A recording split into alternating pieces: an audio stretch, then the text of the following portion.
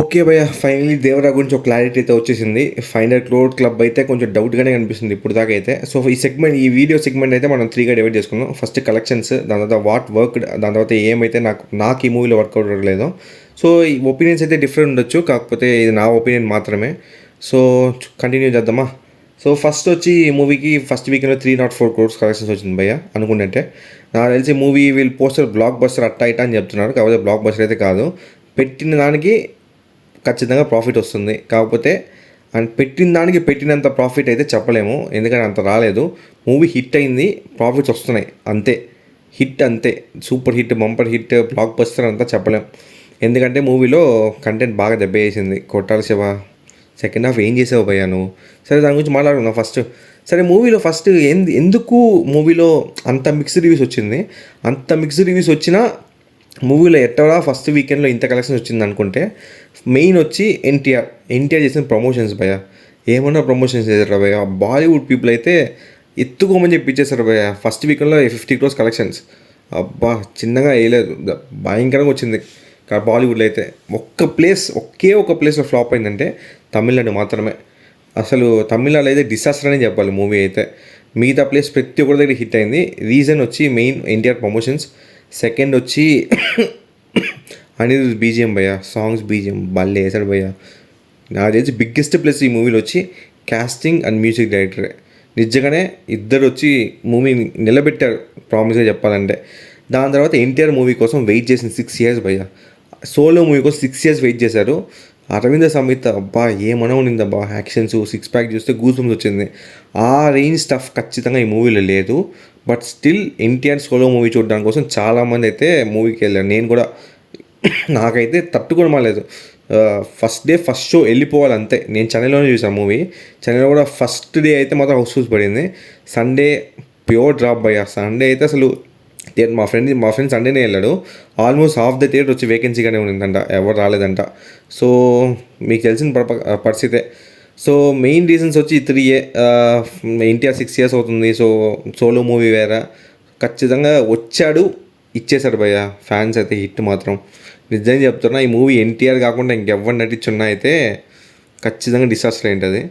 Rajamouli curse వేరే break చేశాడు ఈ మూవీతో మాత్రం. బట్ కంటెంట్ ప్రకారం అయితే 70% డ్రాప్ కనిపించింది భయ్య. మండే 70% డ్రాప్ కనిపించింది. బట్ స్టిల్ మూవీ వచ్చి ఈరోజు అక్టోబర్ 2 వచ్చి నాకు తెలిసి ప్రతి దగ్గర బ్రేక్ అయిపోద్ది. ఒక్క తమిళనాడులో అయితే డిసాస్టర్ అంతే మూవీ. ఓవరాల్గా కూడా అయితే మూవీ ఖచ్చితంగా హిట్టే. వీళ్ళు చెప్పినట్టు బ్లాక్ బస్టర్ సూపర్ హిట్ అంతా చెప్పలేం. మూవీ పెట్టిన దానికి ప్రాఫిట్ వచ్చింది భయ్య అంతే.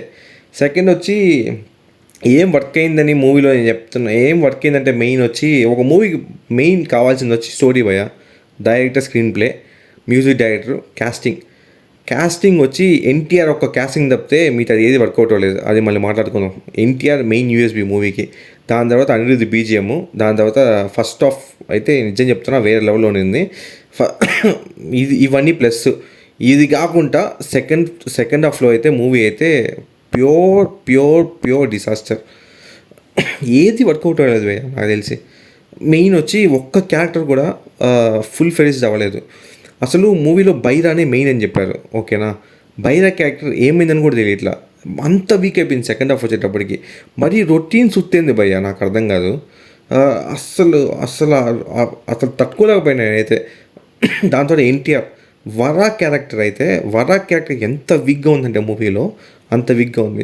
క్లైమాక్స్లోకి వచ్చేటప్పుడు హై ఇచ్చారు, కానీ ఖచ్చితంగా చెప్తున్నా హై అయితే నాకు అసలు వర్కౌట్ అవ్వలేదు. ఎన్టీఆర్ ఒక పక్క కళ్ళుతో నటిస్తున్నాడు భయ్య, జీవిస్తున్నాడు. ఒక పక్క అనిరుద్ధ్ కొడుతున్నాడు బీజిఎం. అయినా కానీ ఏం లేదు అక్కడ.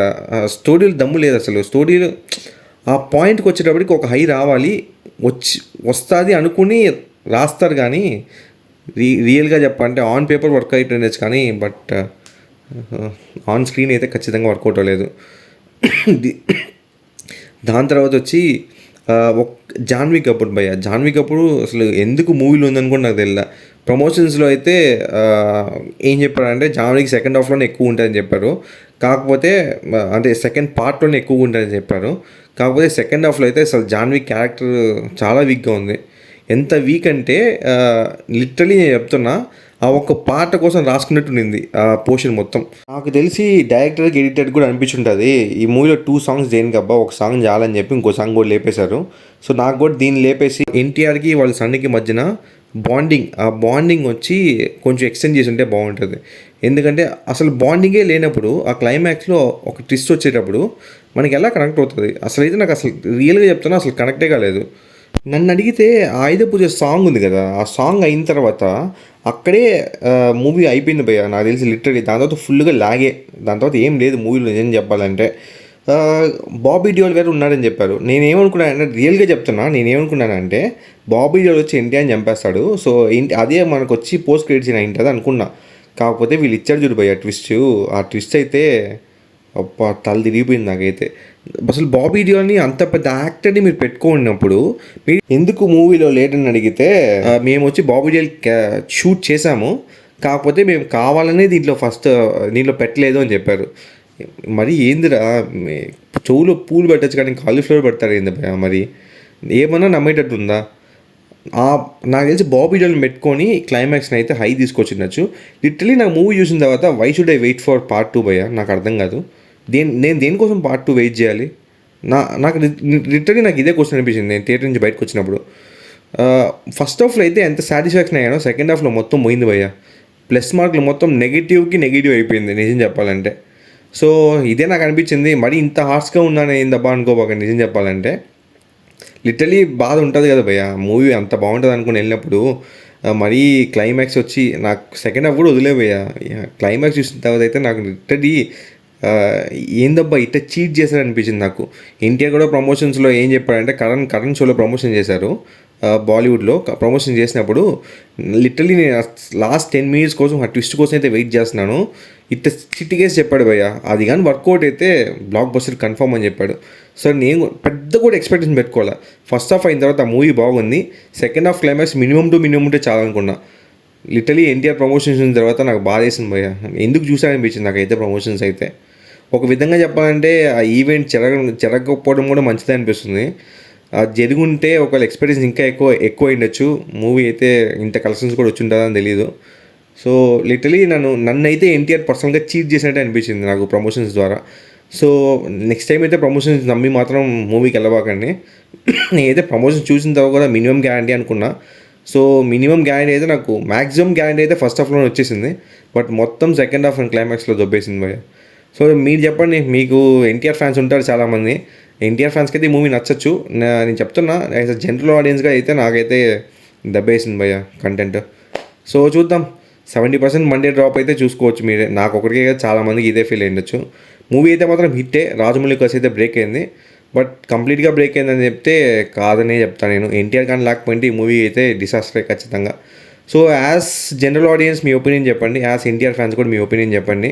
So this movie did not work out for me. మీకు నిజంగా వర్కౌట్ అంటే, మీకు నిజంగానే ఈ మూవీ హిట్ అనుకుంటే మీకు ఎందుకు ఈ మూవీ నచ్చిందని చెప్పి కమెంట్ సెక్షన్లో చెప్పండి, నాకు కూడా వినాలనే ఉంది. సరే భయ్య, ఇంకెందుకు నా ఒపీనియన్ చెప్పాను, మీ ఒపీనియన్ కూడా ఏమైనా ఉంటే ఖచ్చితంగా సేమ్ అయినదు. మీ ఒపీనియన్ కూడా ఏమైనా ఉంటే కమెంట్ సెక్షన్లో చెప్పండి. సరే ఓకే, ఇంకేం చెప్తాం. ఛానల్ కొత్తగా వచ్చిన వాళ్ళు అయితే కొంచెం లైక్ చేసి సబ్స్క్రైబ్ చేసుకోండి భయ్య. Thank you, bye. నెక్స్ట్ వీడియోలో చూద్దాం.